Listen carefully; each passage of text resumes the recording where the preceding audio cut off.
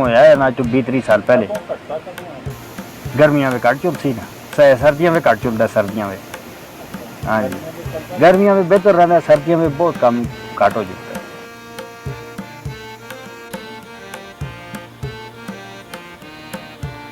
अपना नहीं ये मनसेरे कुट के आया था, पुल है ना, उस नालों को गवर्नमेंट फिर नहर बची दी तला जी, उठे तक ही है पानी।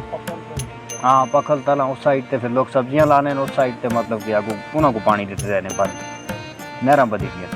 मेरा नाम मोहम्मद आशिक अवान है जी। असी कोई 60-65 साल तो मतलब कि असी कम करते अपने अबावा अजदाद तो जंदर 60-70 साल पुराने, 60 साल मेरे परदादा कर दे, फिर मेरे अबू कर दे, अबू की वफात तो बाद हुण असी करते असा भी हो गए 4-5 साल, 5 साल पहले 3 साल पहले अबू फोत होए।